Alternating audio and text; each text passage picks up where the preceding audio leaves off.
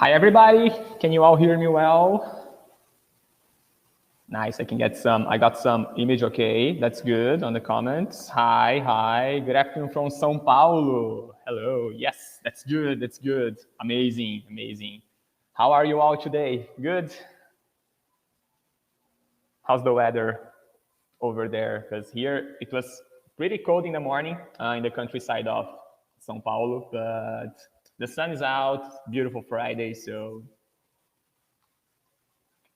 hello, everybody. I'm just checking your comments. Good to see you all. Hello. I'll just wait for a little bit more, maybe like 1 more minute, just to make sure everybody's in. And then I think we can get started. So meanwhile, where are you all from? I see some people from São Paulo.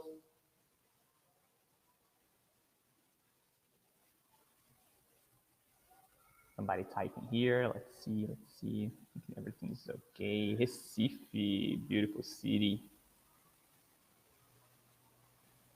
Cold in the south. Hello. That's nice. I'm just check my stopwatch. It's working. That's nice. So everybody, please, if there are any issues with my sound or my microphone, please let me know, because this is a very brand new headset. Not, but I think we will be safe. So there we have it.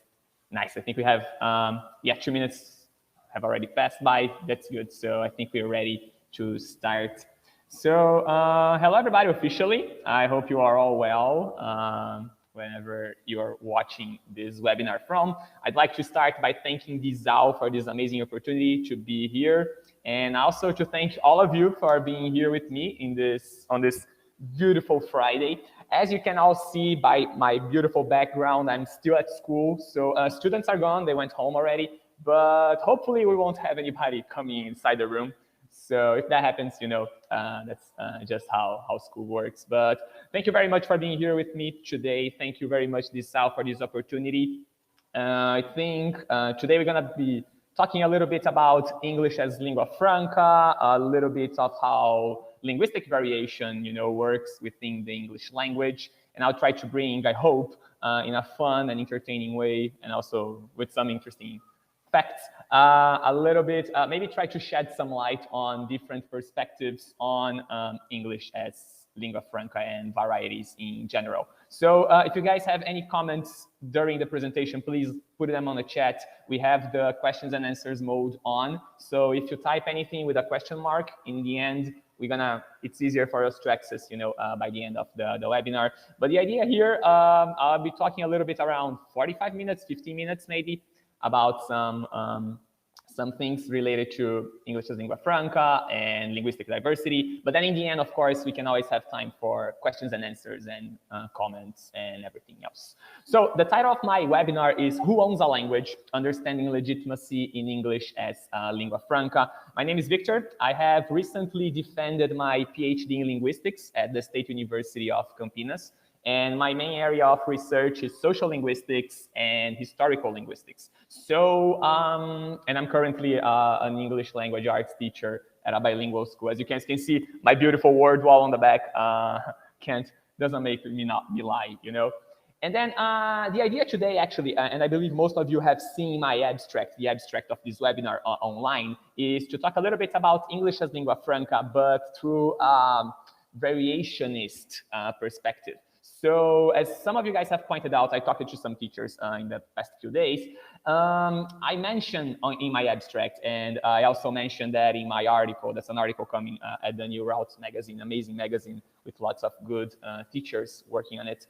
I mentioned that English as lingua franca can somehow be seen as a type of variety within the scope of the communities of practice. And this is very interesting because, as we know, most of the studies, most of the research in English as lingua franca comes from the pragmatics branch of linguistics. And variety ends up meaning different things in pragmatics, social linguistics, generative grammar, and so on. And when we talk about variety, and I'm going to show this here, is we don't really have varieties that are static. So a variety, at least within social linguistics, historical linguistics, and the studies of language change, a variety implies that a language changes. So when we talk about a variety of English as lingua franca, we are talking about Englishes as lingua franca. So there is more than one variety, more than one type. And I hope I can show a little bit of this, because somehow when you look into the varieties through a social linguistic lens, we get to see a little bit of the social context in which this language, this variety, this type of language is used. So I hope I can show a little bit of that here. So let's check it. Without further ado, let me move on. I'm changing my slides, so please, if my slides don't show for any reason, just let me know as well. But what are our goals for the next minute? So I'd like to share some insights on a social view of English as lingua franca. And here's the idea, actually. So we do know we have lots of studies showing how the linguistic system of English as lingua franca works. But we also know that English as lingua franca exists in specific communication contexts. So I'd like to try to talk a little bit about how the social variables, and I'll be talking about this term, the terminology, variables, are related to English as lingua franca. And for that, and I think that we can't really see English as lingua franca as a code switching option. And of course, there's a very interesting definition of code switching. But we also have to consider that English as lingua franca has a social environment, which has different people, different situations, different contexts within. And for that, I'd like to start, and I divided this webinar in 3 parts. Pretty much the first one is lingua franca. It has a little bit of theory, but you know, I think everybody here likes linguistics, right? I mean, language in general, so we'll be touching some points on that. Then we'll be talking a little bit about communities. So how a community can be described, maybe, who makes parts of communities, what is the power, how power works within communities, and how it relates to lingua franca. And then in the end, like, put some, and I believe I have more questions than answers. That's kind of the magic of this, you know, like of this moment, so we can, you know, exchange some ideas and talk a little bit about it. But also check what is the social side of English as lingua franca. And then I have here this very interesting meme. I love memes, by the way. I think some webinars should be made, you know, we should have conferences only using memes. And here, there's a very good one, the thinking dinosaur. So if English is a lingua franca, why isn't lingua franca in English? And then I remember when I was studying this, back in my thesis, my PhD thesis, I had to deal with languages in context. And then that's a question that came up like in lots of different papers and lots of different authors. How do you classify a language in context? And this is kind of tricky because some older researchers would say, you know, a language in context, a language that is being used, it's not really a language. I mean, it's just like a way for people to find a way to communicate with each other. But then when you look back at the social ground, you know, the social background where this type of language emerges, you kind of see that, okay, the social variables, the social side of this language really, really matters. And when you go back to other types of research, to other perspectives, they will be talking about, you know, we have this language, so you have a lexifier, and that's how it would work. The lexifier is the language from which the context language takes its basis. And then you have some other features that are added, but you know, that's just a language they use to communicate with each other. And then it kind of gets hard to define what a lingua franca is, what a language in context is. And social linguistics, which is the study of how language and society are related to each other, or how society reflects on language or vice versa, has 3 important concepts for us to better understand how these changes come up. So when we think about languages and social linguistics, we have William Labov, great linguist, has a very, very interesting study with some native speakers of English, and I'm going to show a little bit of that, spoilers. But there are 3 important concepts in social linguistics that maybe can help the direction of this webinar. The first one is the idea of a variable. So for William Labov, a linguistic variable is a class of variants that are ordered along a continuous dimension whose position is determined by a linguistic or extra-linguistic independent variable. And then you look at that and you say, my God, that's a very, very fancy way, right, to say something. And then you read other studies and you say, my God, what is going on? What is a variable, right? And I have a very nice example, I think. So you take the word car, we have the C-A-R, right? And the last sound of car is what we call the coda position of syllable. So syllable coda, that's how we would call it in linguistics. And we know that this position of this word is represented by an R, right? So you have this sound of R, car in the end. But then, depending on the variety of English you're speaking or the place you will come from, probably you won't be pronouncing it as car, you will be pronouncing it as ka, for example. So you have, you don't have this R sound, the rhotic sound in the end of the word. And that's what Fernando Taralo, a great Brazilian linguist, will call a variant. So a variant are different ways, distinct ways of saying something in a specific context and with the same true value or value of truth. It depends on the translation. But if you take, for instance, the word car and you have the R sound, the coda syllable position, you have two different variants. You can either say ka, and then you don't have the sound, the rhotic sound, or you can say car and you have the rhotic sound. So variants are these two possibilities of sound which can only appear in a specific context. The end of this word, the end of the syllable. And then we have the concept of variety, which is very, very interesting. So Schilling Estes, among other authors, researchers, will say that a variety is a specific form of a language or language cluster. And this can include languages, dialects, registers, styles, other forms of languages, as well as a standard variety.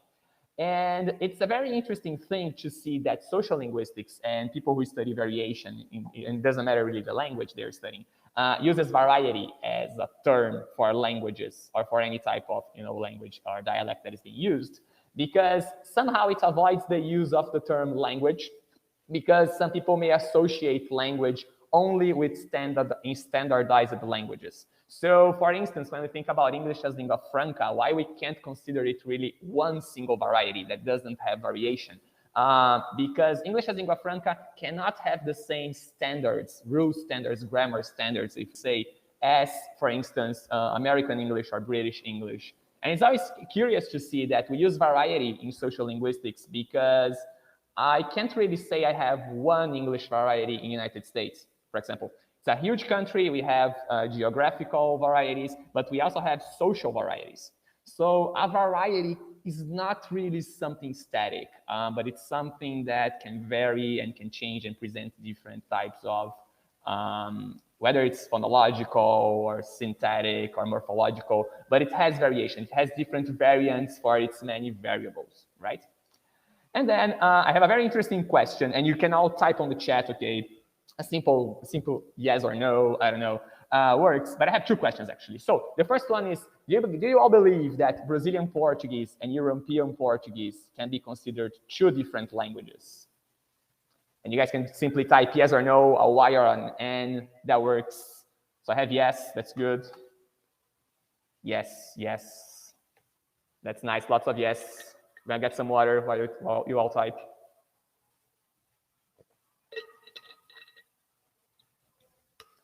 Nice, two different varieties of the same language. I love that. That's exactly how I escaped in some moments of my PhD thesis defense, for sure. And then, of course, I can always, expand this question to other languages as well, or other varieties. Are American English and British English two different languages?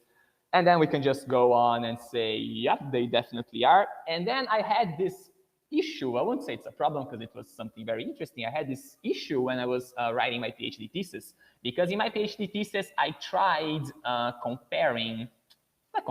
tried analyzing how the contact between two varieties of the Portuguese language, or two dialects, and then I got into a little bit of trouble, would produce certain outcomes. And then that was very interesting, because when I was looking for that, I had to use the term variety. So I have the Portuguese language, Portuguese variety, which has its variations.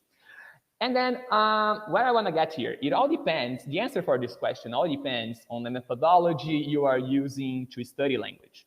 Because, for instance, for a variationist, a social linguist, are they two different languages? That may be debatable. Some of them may say maybe, depends on what you are analyzing, the parts of the language you're analyzing. Is it syntax? Is it pronunciation? If you go to the history of the linguistic ideas, which is another branch of linguistics, and you study like old grammarians, the people who wrote grammar books, they're gonna say that the Brazilian Portuguese is nothing but a dialect of Portuguese. So you have the definition for dialect, like you have one branch says it's a dialect, the other branch says it's a variety. But then if you go to generative grammar, and gerativists, I love gerativists, I won't say anything bad about them. Probably if there is a gerativist watching my webinar, they're gonna say, oh, isn't he so cute? Trying to define language, so cute. Because gerativists will work with a different concept. They will say that, Brazilian Portuguese and European Portuguese, the Portuguese they speak in Portugal, they are indeed two different languages because we are not analyzing syntax necessarily or phonology. We are analyzing the core grammar of the speakers. And whenever you have a change in the core grammar, look how beautiful this is. It's an amazing definition. Whenever you have changes from the core grammar of an individual, of a person, of a speaker, that move to its peripheral grammar, there you're gonna have a different language system. As we know, Ferdinand de Saussure is considered by many the father of modern linguistics, and pretty much he had the hard task to transform language into a scientific subject, like, something you can study. So that's why structuralism puts language as a system. And then generative grammar will say, it is a system, but the rules are kind of different depending on, how you study language. So for a gerativist, they are different languages. For a person who is studying grammarians in the history of linguistic ideas, they may be two dialects. But for a person who's studying social linguistics, if you want the easy way out, and sometimes that's the best way to study it, they may be varieties. So you have three different definitions of what a language is.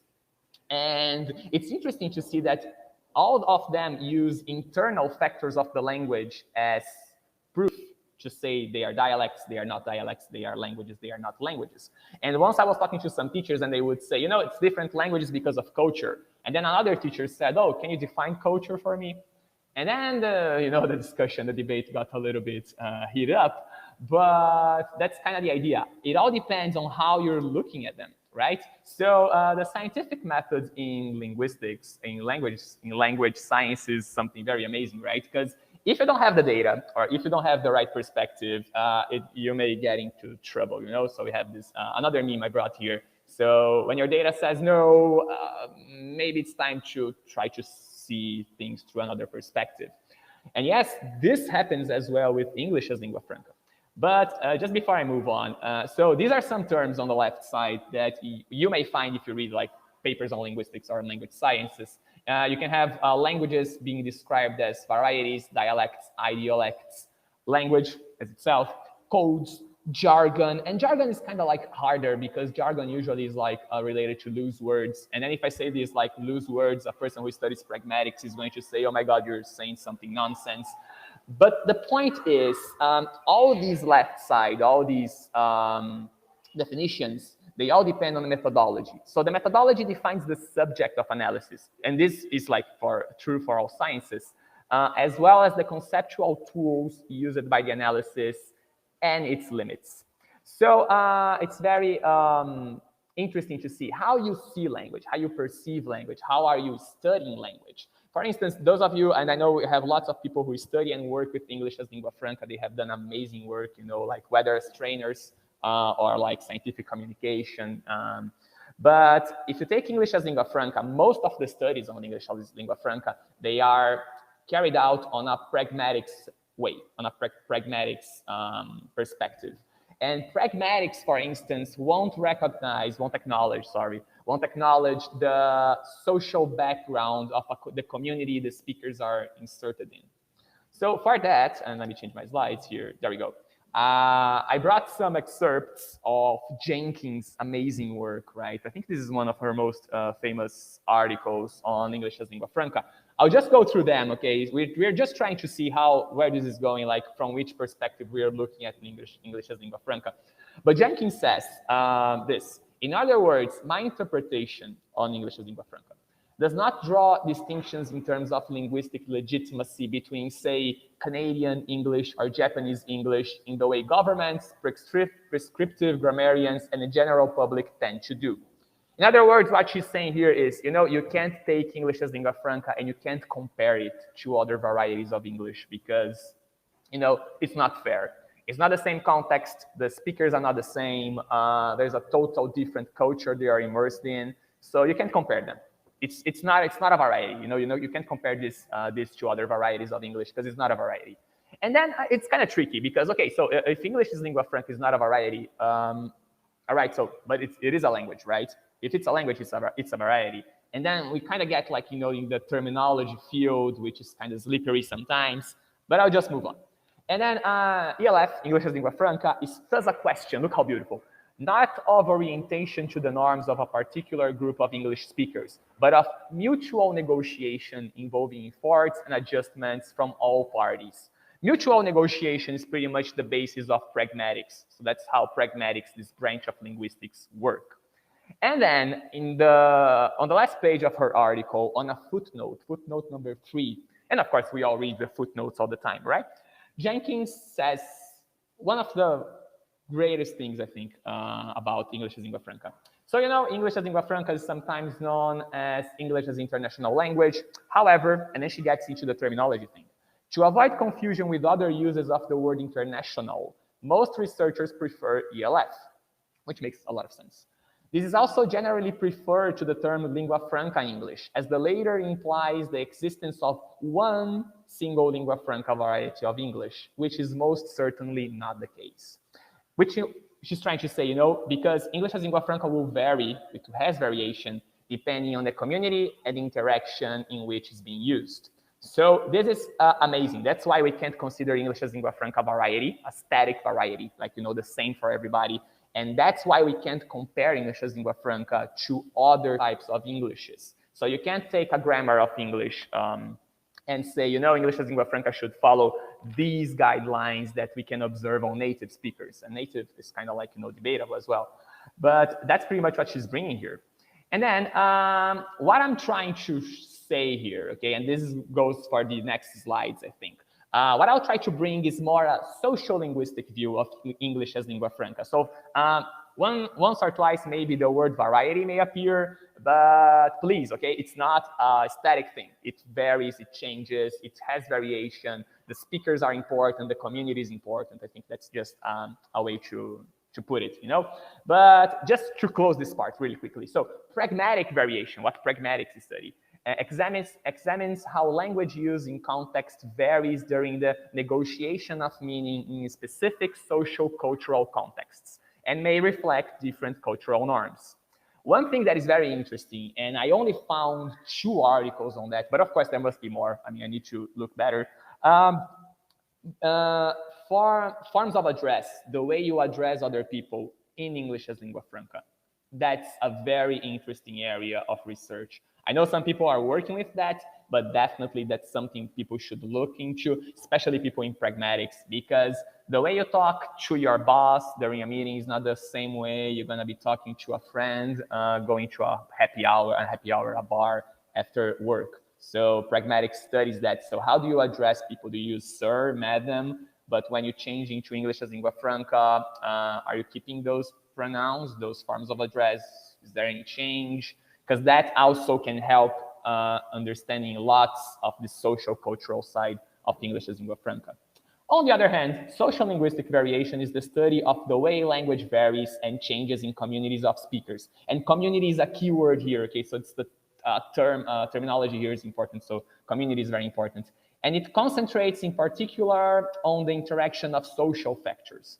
And I have a very good example I'll be showing after, but social linguistics kind of tries to see language being used in a social context with the linguistic context. So it's in this embedment, if we can say that, in this interaction, that language changes. And the prestige, for example, the prestige of certain features in language or linguistic forms has a lot to do with this. And this is, I think, the question that kind of starts the whole presentation. If a variety is not a static linguistic system, how may one type of English as lingua franca differ from others according to their communities of practice? And of course, I've been talking about communities of practice, right? But we're gonna check a little bit more what it really means. And then I just like to finish this first session with some perspectives on languages in contact. Even though English as lingua franca is not necessarily a language in contact, it's interesting to see how some of the processes that work on languages in contact, kind of like how they are related to lingua francas in general and ELF as well. So we have Muffwin, who is an amazing linguist. Mainly of his work, a good part of his work, was done on researching languages in contact. Some people call it Creole languages, some people call it Koinese, some people call it Pidgins. Debatable as well. Muffwin is one very critic on these terms being used. But what he calls our attention in his amazing work of 2001 is how the competition between languages is fundamental on how a chosen language acts as lingua franca. And by acting as lingua franca, it automatically displaces other languages. So I have a very good art, and please, I used all my artistic skills on paint, to try to show that. I know my students, whenever I draw something on the board, they go, you should really be teaching arts. And I said, nah, I need to pay my bills, so definitely not. But Muffwin has this concept, the founder principle, that's how he call it. And pretty much he studies how languages in contact are raised to become official languages in places that were colonized in the past. So what we're gonna have? We're gonna have a group of people who live on a place, especially in case of plantations during the past. And you have these originary peoples that speak a language. And I'll call these people, I don't know, they're speaking language A. Okay, that's what they're doing here.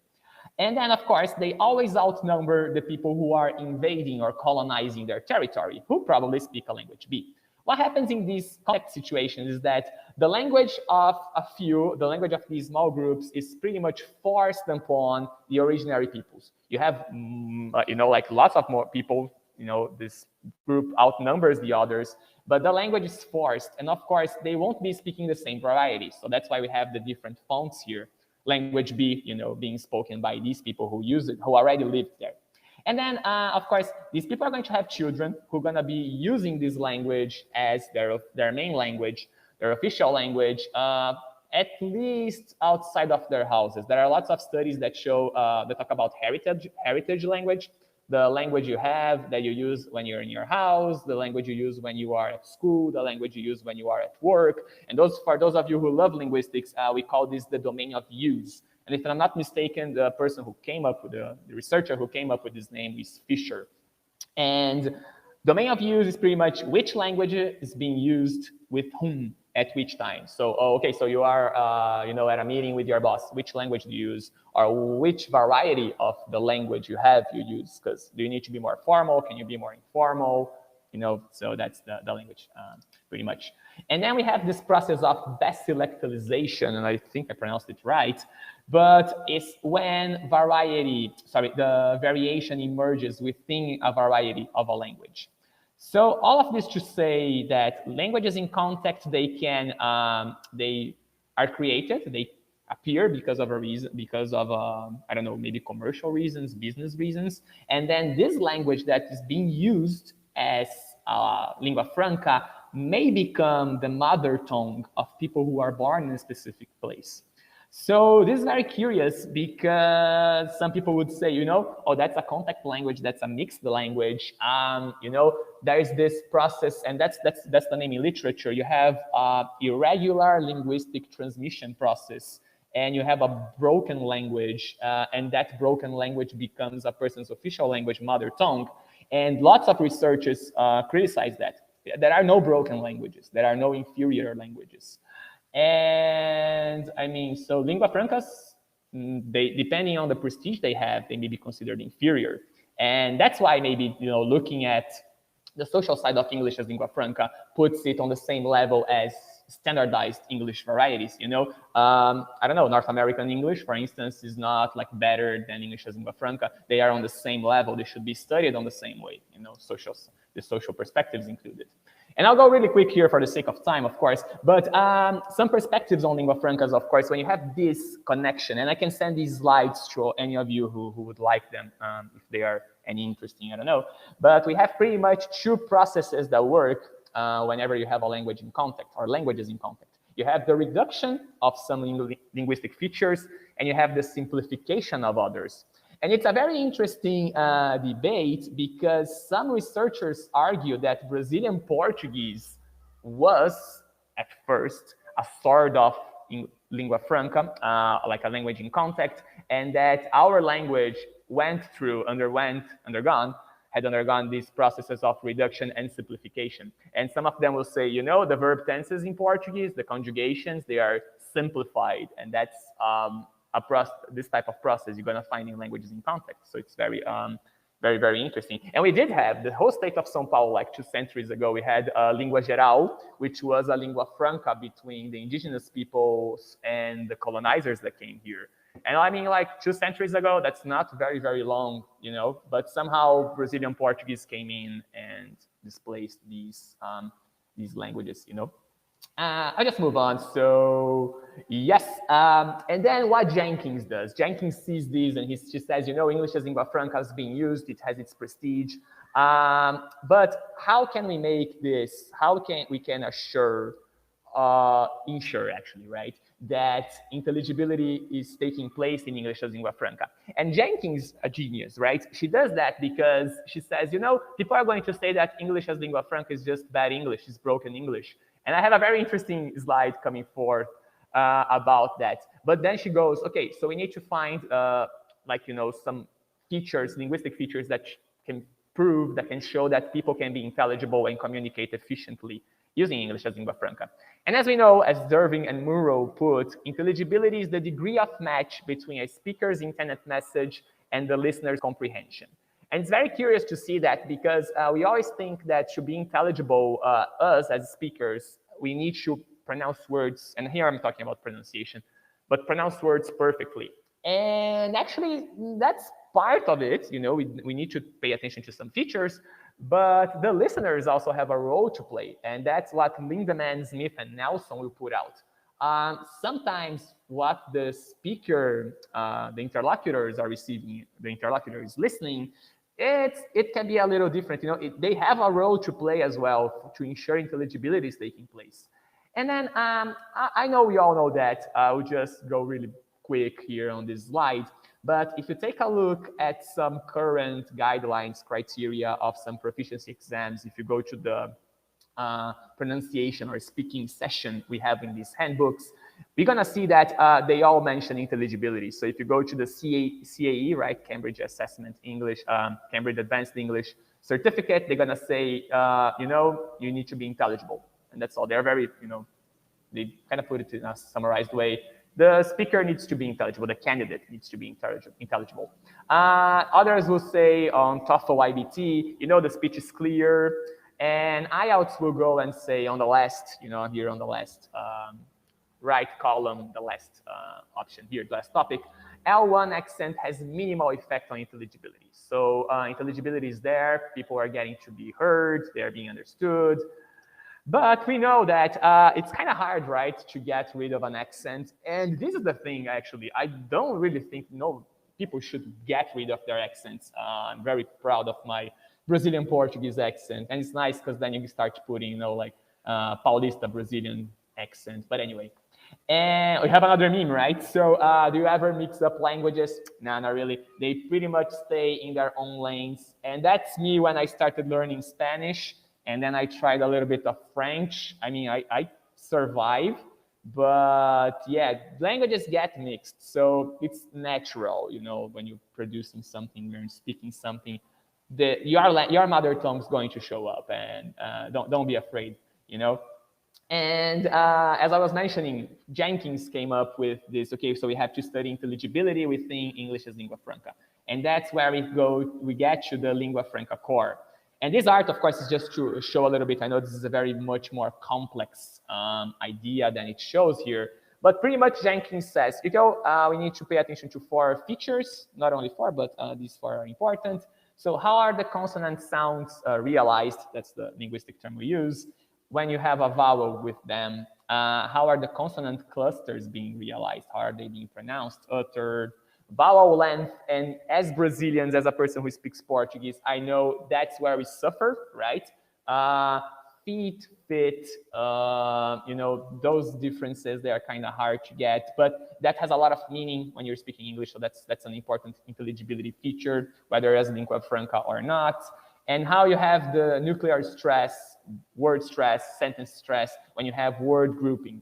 And of course, we can always check.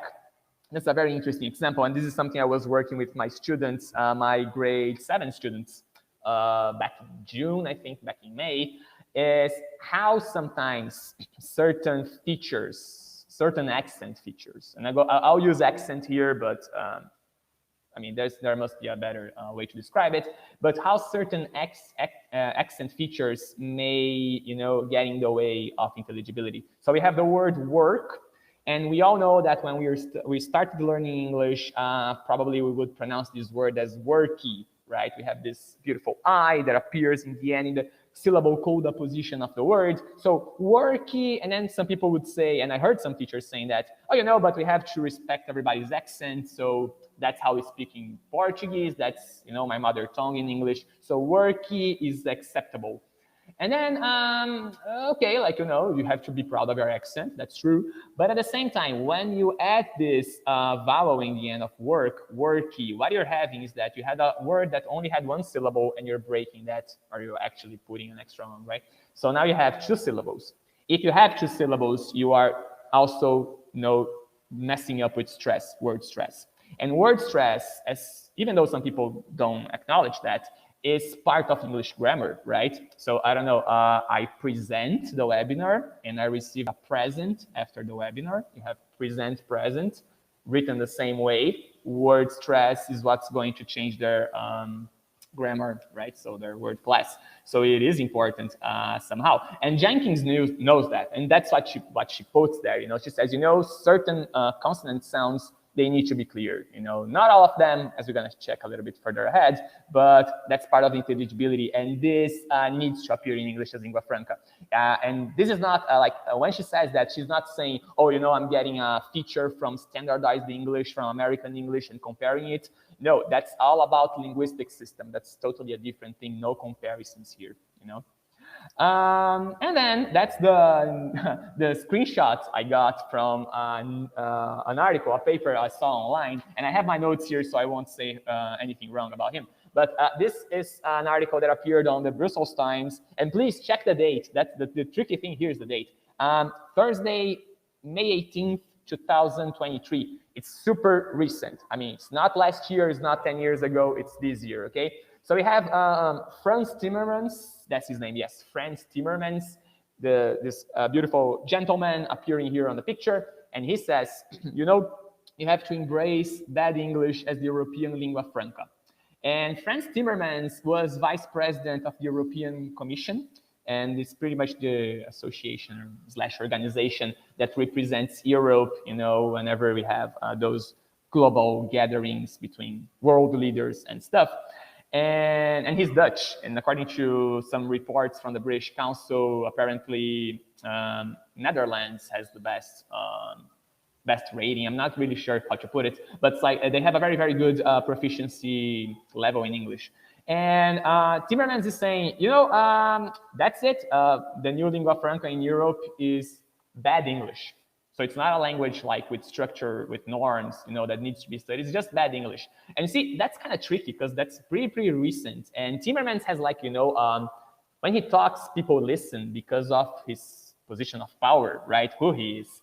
And that's pretty much what we understand. Part of that, of course, I'm not trying to simplify sociology concept, but that's pretty much related to legitimacy. So when we talk about legitimacy in English as lingua franca, and I'm going to show that here, who are the people who are, you know, in charge of the language? Who owns the language, right? I mean, I'm going to get there, you know, but I don't want to spoil, but I'm going to go to the fun part, communities, right? So when we talk about communities, as I mentioned before, remember that we are talking about communities through the social linguistics lens, all right? So many of the terms here, and many of the terms that appear in the article I wrote, to New Routes, they are related to social linguistics. Okay, so sometimes it may sound strange, it may sound weird if you are a researcher or if you read a lot about English as lingua franca in a specific area like pragmatics, but it's there. I mean, I think this presentation kind of complements the text.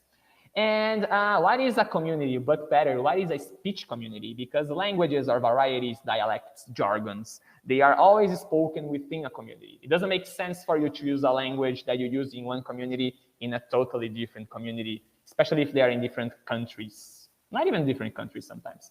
But William Above, genius as well, great linguist, will describe a speech community as a community or a group that is composed by speakers who share the same social values towards a language. And Gumpers kind of adds some information. He says that, but it also depends on the number of interactions their members have with each other. And it's very interesting because sometimes you have a city, you have a community, you take a big city like São Paulo, for example, or like, I don't know, New York, London, and you're gonna say, all these people in London, they don't like the, I don't know, northern accent for God knows why reason. And then you're gonna say, okay, so all the people in London are in the same community.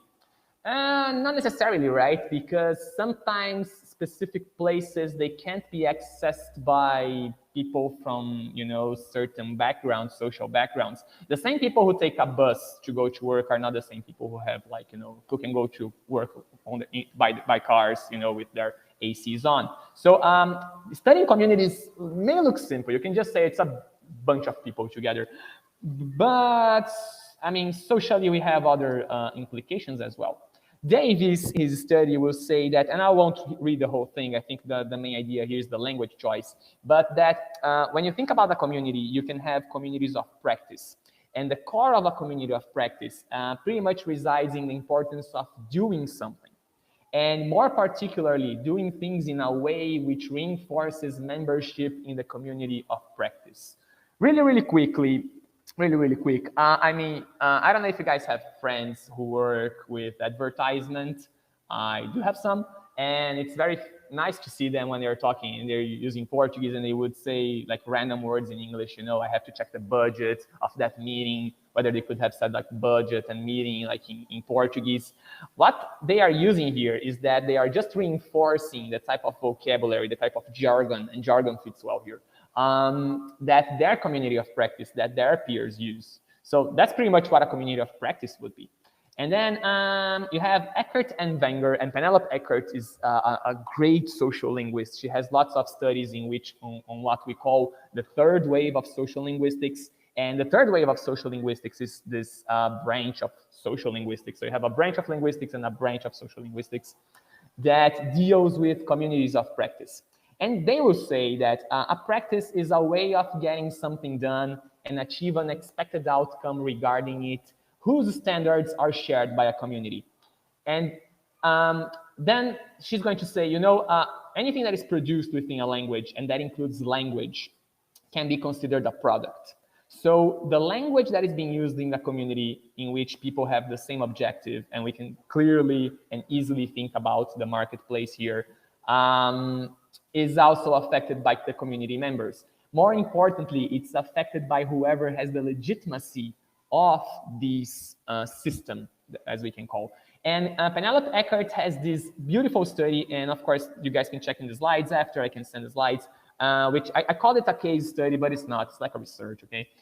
We have these two groups of people, the jocks and the burnouts, which are two groups that exist within the school system.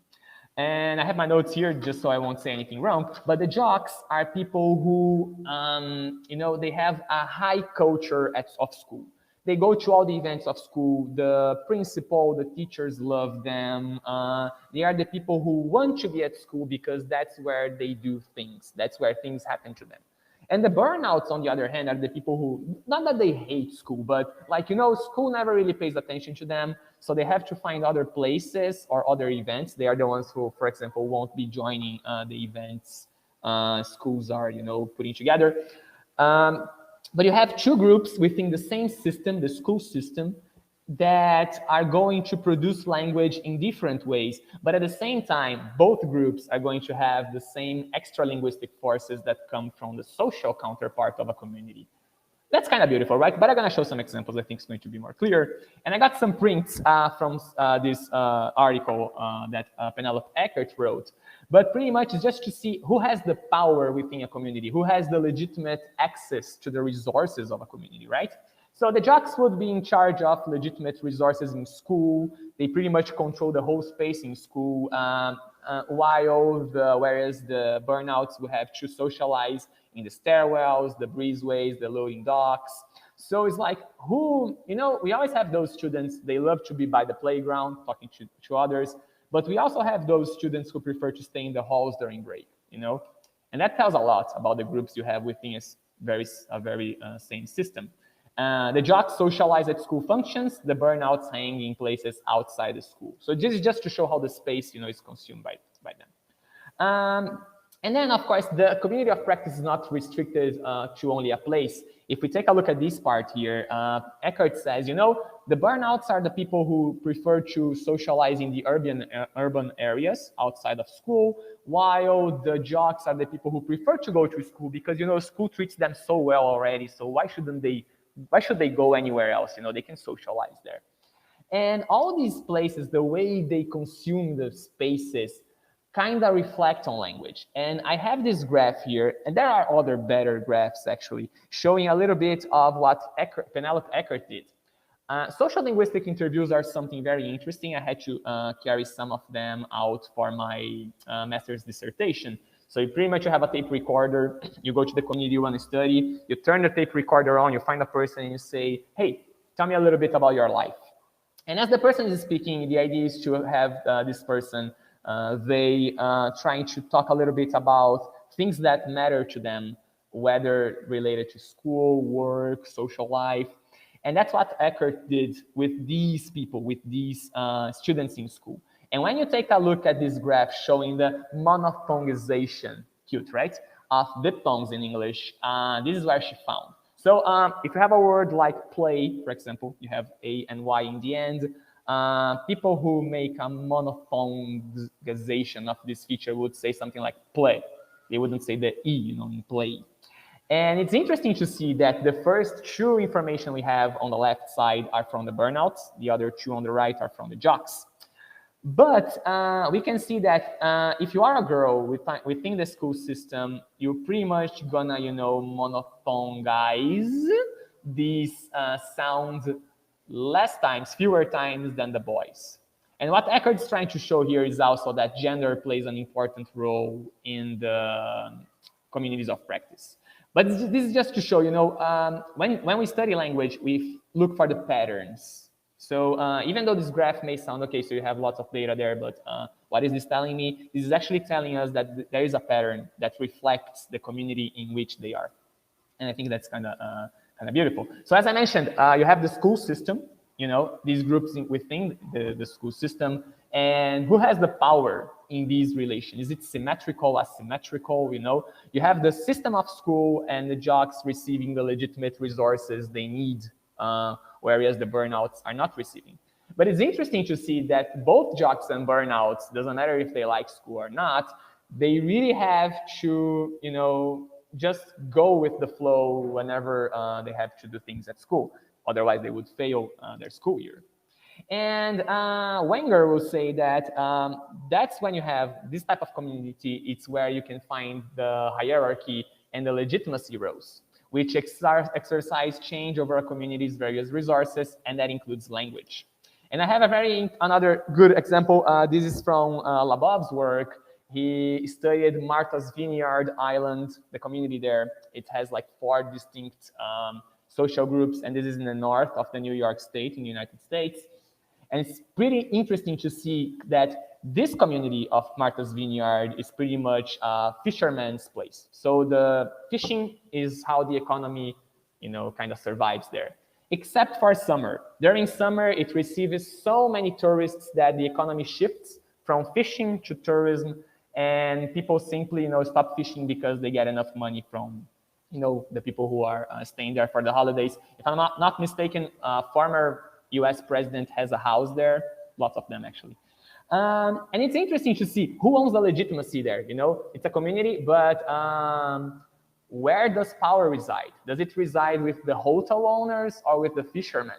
And then during a social linguistic interview, this is what Labov gets. So I got this excerpt from the Brazilian version, but I think we can kind of check this. So this is what he writes. So his mother said, you know, this person, this speaker, has not always spoken like that. It was only after he came back from college, and I think he wanted to sound more like the man by the docks. This is a great example of showing who has the legitimacy within the community, who has the power, who people look up to, who they want to be, you know, who are the people who can somehow dictate the rules here. And then just to wrap up, because I know we are kind of out of time, we'll go with a little bit of the social side of lingua franca. Then, and this happens especially in places, countries, continents like Europe, right? So we have foreign languages everywhere. And then we kind of know this already. We have Cachuru's 3 circles of English speakers.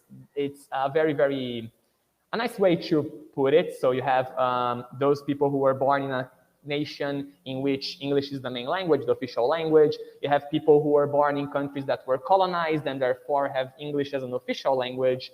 Very curious thing, Pakistan, for example, if you go to Wikipedia, you're gonna check that on Wikipedia, on the Wikipedia summary, one of the official languages of Pakistan is English. But we don't get a lot of people saying, oh, I really wanna learn Pakistani English, right? And there's a reason, you know, related to power and legitimacy for that.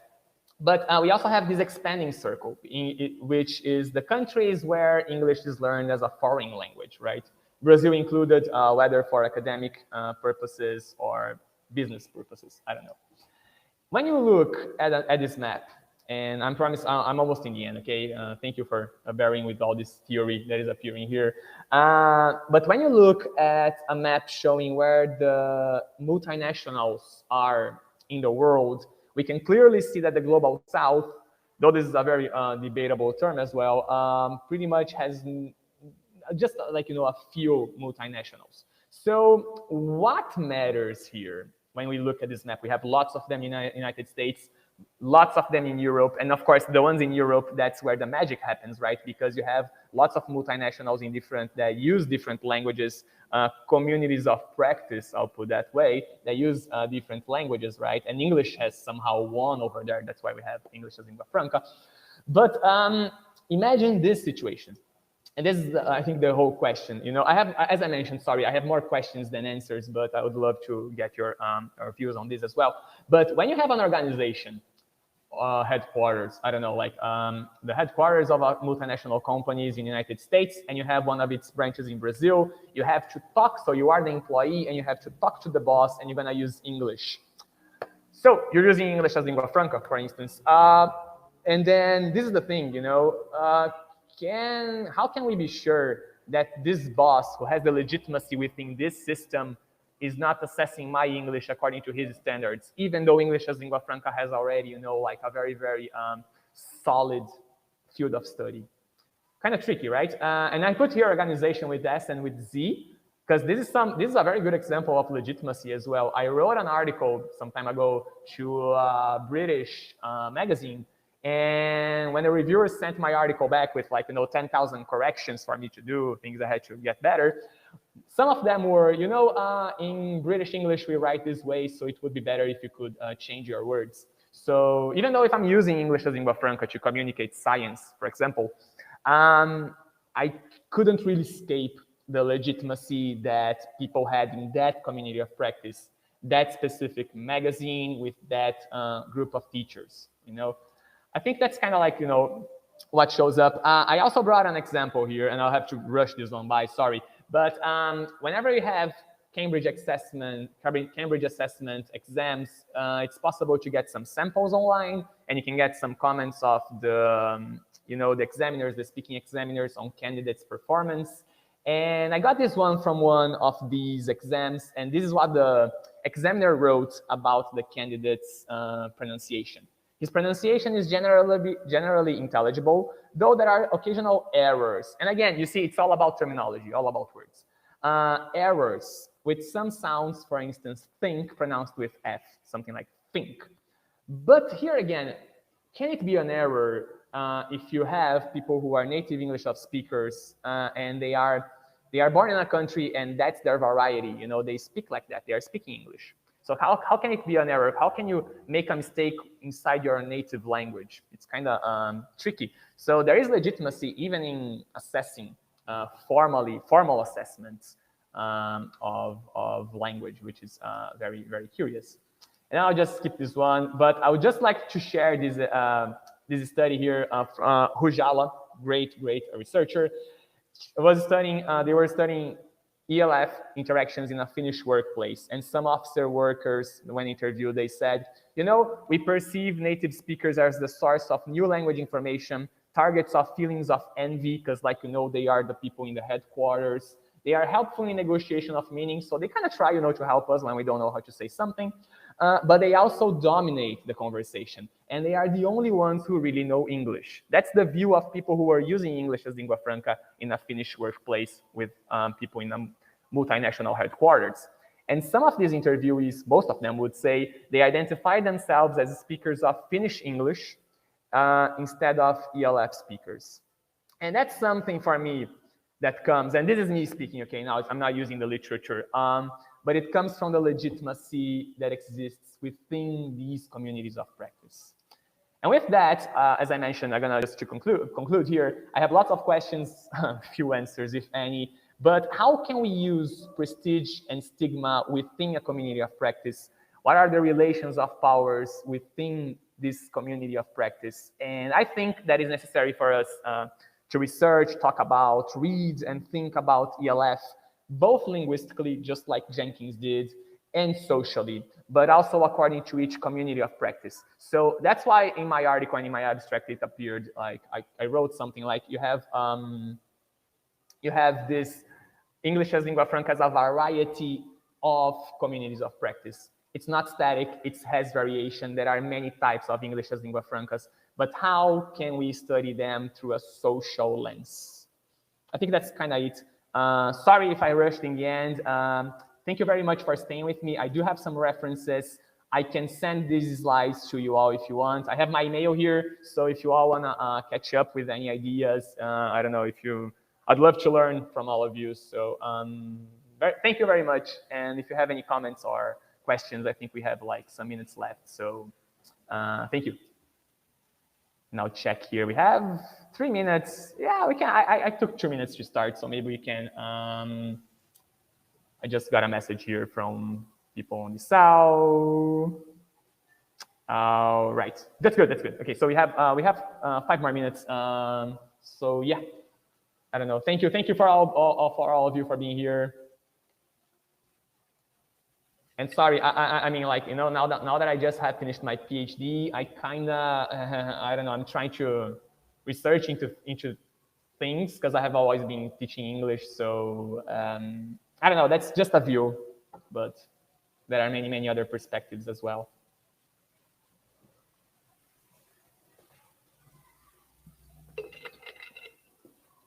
Thank you, everybody. Let me see if we have any questions. I have lots of nice comments, and that's amazing.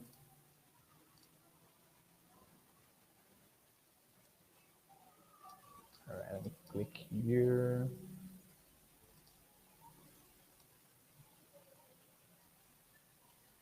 And then, oh, just in time, I think that you all can see there's this green bar up here, right, with a link.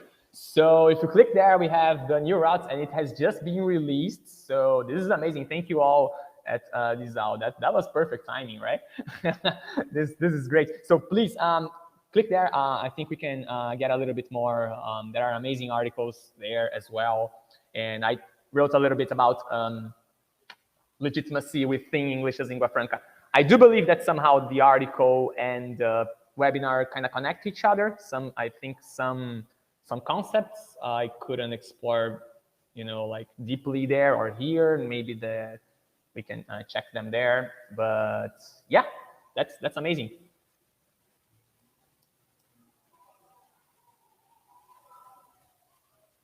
Oh, and there we have the link here as well. That's good.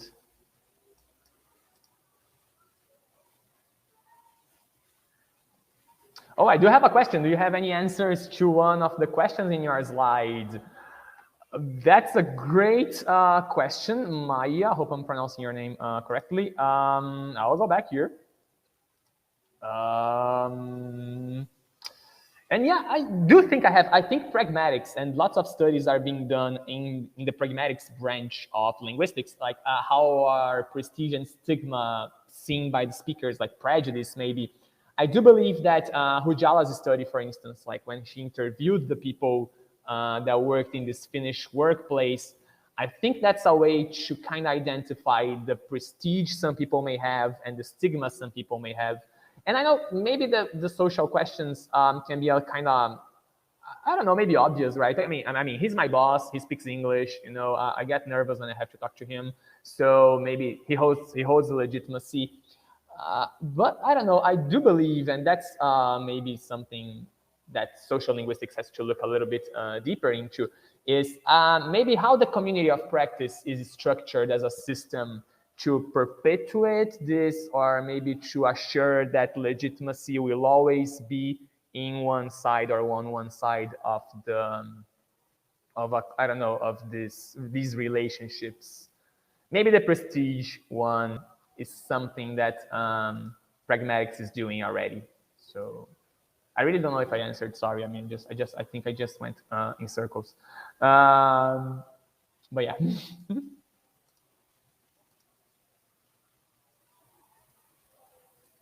Definitely the same would happen if we used French. Awesome. For sure, for sure. Totally agree. Couldn't agree more.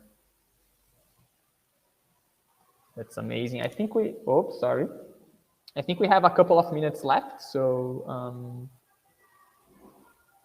if you didn't check the link for the New Routes edition, it's up there on the green bar. So don't miss it. That can be the reading of the weekend, you know, like if you have nothing to read on the weekend, there you go, problem solved. Right, some people typing.